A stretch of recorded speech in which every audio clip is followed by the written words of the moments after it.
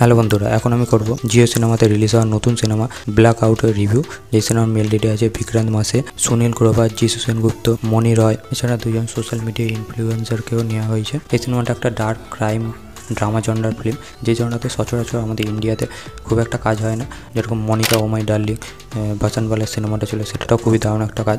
এই সিনেমার যখন ট্রেলার এসেছিলো সেটা আমার জন্য খুব একটা ইমপ্রেসিভ কিছু ছিল না। তাতে একটা ডাউটও ছিল যে কাস্টিং তো খুবই ভালো, কিন্তু এত ভালো কাস্ট হওয়া সত্ত্বেও সিনেমাটাকে কেন ওটিটিতে আনা হচ্ছে ডাইরেক্ট, থিয়েটারে রিলিজ না দিয়ে, যে কারণে আমার একদমই এক্সপেকটেশন ছিল না সত্যি বলতে সিনেমাটা থেকে। কিন্তু আমি যখন সিনেমাটা দেখলাম সত্যি খুবই বেশিভাবে সারপ্রাইজ হয়েছে। তো এক এক করে কথা বলবো। তার আগে যদি গল্প সম্পর্কে বলি, এটা একটা পুরো রাতের গল্প বলা হচ্ছে, যেদিন পুরো শহরে ব্ল্যাক আউট হয়ে যাচ্ছে, মানে কারেন্ট চলে যাচ্ছে। কিছু লুটেরা গ্যাং বেরোচ্ছে যারা ব্যাংক থেকে লুট করছে। তো সেই রাতেই বিক্রান্ত মাসেও বেরোচ্ছে গাড়ি নিয়ে, এবং তার গাড়িতে কিছুজন আশ্রয় নিচ্ছে। তো তাদের কী মোটিভ, তারা কে, তার থেকে বেশি জানতে হলে অবশ্যই সিনেমাটা দেখতে হবে। জিও সিনেমাতে স্ট্রিম হচ্ছে। গল্প হিসেবেও যে খুব খারাপ তেমনটা বলবো না, কিন্তু এরকম গল্প আমরা দেখেছি। তো সেটাই, যেরকম রাইটিং হয়েছে এবং ডাইরেক্টর যেরকমভাবে স্ক্রিন প্লেতে সাজিয়েছে, সেটা জাস্ট দেখবার মতো হয়েছে। সিনেমার মধ্যে যেরকম টুইস্ট অ্যান্ড টার্নস রাখা হয়েছে, তার সাথে প্রত্যেকের যেরকম পারফরমেন্স, সেগুলো দেখবার মতো। এর সাথে যেরকম হিলেরিয়াস কিছু কমেডি আছে, ডার্ক কমেডি যেরকম ইউজ করেছে। তো ফার্স্ট অফ অল এই সিনেমার মেল লিডে যাদেরকে নেওয়া হয়েছে প্রত্যেকেই দারুণ কাজ করেছে। সে বিক্রান্ত মাসে থেকে শুরু করে সুনীল গ্রোভার দারুণ একটা পারফরমেন্স দিয়েছে।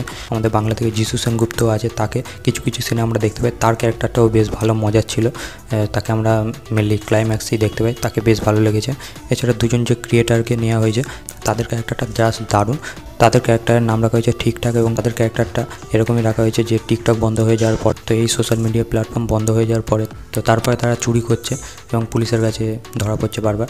তো তারা এই বিক্রান্ত মাসের ক্যারেক্টারটার সাথে কীভাবে জড়িয়ে পড়ছে সেটা জাস্ট দেখবার মতো হয়েছে। তারা দুজন জাস্ট দারুণ পারফরমেন্স দিয়েছে, যেমন ক্যারেক্টারের দরকার ছিল তেমনই করেছে। তো মেবি তাদের ফার্স্ট কাজ, কিন্তু দারুণ কাজ করেছে। এছাড়া মনি রয়কে আমার ঠিকঠাক লেগেছে, তার ক্যারেক্টারটা খুব একটা কিছু করার ছিল না, এবং তার সিনেমার মধ্যে খুব ইম্পর্টেন্ট কোনো ক্যারেক্টারও নয়।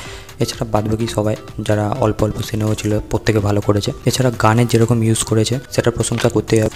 সিনগুলোকে যেরকমভাবে সিন করে গানের ইউজ করেছে পুরোনো বলিউড গানের, সেগুলো দারুণ। তাছাড়া রাতের যে দৃশ্য সেইগুলোকে যেরকমভাবে ক্যাপচার করেছে, ক্যামেরা ওয়ার্ক থেকে শুরু করে ওভারঅল যেরকম প্রেজেন্টেশন হয়েছে, দারুণ হয়েছে। সবথেকে বড় যেটা প্লাস পয়েন্ট, যেটা প্রথমেই বলেছিলাম, যে এই সিনেমার স্ক্রিন প্লে দারুণভাবে সাজানো হয়েছে, এবং লাস্টের দিকে গিয়ে যে টুইস্টগুলো ডাইরেক্টর দেওয়ার চেষ্টা করেছে, সেগুলো সত্যি বলতে আপনি গেস করতে পারবেন না, এবং সেগুলো অডিয়েন্স হিসেবে সত্যি ওয়ার্ক করে। এবং সিনেমাটার লেন্থ প্রায় 2 ঘন্টার কাছাকাছি, তবুও সিনেমাটা একদমই ল্যাক করে না, কোনো জায়গায় বোরিং ফিল করায় না। সিনেমাটা শুরু থেকে স্টার্ট অবধি কোনো না কোনো ইভেন্ট হতে থাকে, এবং সেটা স্টার্ট টু এন্ড এঙ্গেজ করে রাখে। তাছাড়া কিছু পোকিং আছে, কিছু থ্রিলিং ব্যাপার আছে সিনেমাটার মধ্যে, সত্যি বলতে ফান মজা ওয়ার্ক করে। তো আমার তো বেশ ভালোই লেগেছে। তো এগুলো ছিল এই সিনেমার কিছু পজিটিভ পয়েন্ট। দুটো মাইনাস পয়েন্ট লেগেছে। ফার্স্ট হলো এই সিনেমার স্টার্টিংটা, এই যে ক্রাইমটা হচ্ছে সেটা দিয়ে শুরু হয়, সেটা ভালো, কিন্তু বিক্রান্ত মাসের ক্যারেক্টারটাকে হুট করে ইন্ট্রোডিউস করানো হয়, এবং তার সাথে সেরকমভাবে অডিয়েন্স হিসেবে আপনি কানেক্ট করতে পারবেন না। স্ক্রিন প্লেটাও খুবই ফাস্ট রাখা হয়েছে, যে কারণে এই সিনেমার যে প্রত্যেকটা ক্যারেক্টার তাদের সাথে খুব একটা কানেক্ট করা যায় না। একটা দৃশ্যে ইমোশনাল সিন আছে, কিন্তু সেটাও খুব একটা ওয়ার্ক করে না। সেগুলো খুবই সামান্য দৃশ্যে আছে যেগুলো ওয়ার্ক করেনি আমার জন্য। তো এই দুটো মাইনাস পয়েন্ট ছাড়া আমার তেমন কোনো মাইনাস পয়েন্ট লাগেনি। তো এই সিনেমাটা থেকে যেহেতু কোনো রকম এক্সপেকটেশন ছিল না, সেই কারণে সিনেমাটা আমাকে খুবই বেশিভাবে সারপ্রাইজ করেছে। এটা আমার ওভারঅল ওপিনিয়ন। যারা দেখেননি তাদেরকে অবশ্যই রেকমেন্ড করবো সিনেমাটা দেখুন, আর যারা দেখে নিয়েছেন তাদের কি ওপিনিয়ন অবশ্যই কমেন্ট করে জানান। আমার এই ভিডিওটা ভালো লাগলে লাইক করতে পারেন, শেয়ার করতে পারেন, চ্যানেলে নতুন হয়ে চ্যানেলটিকে সাবস্ক্রাইব করতে পারেন। Till then, by.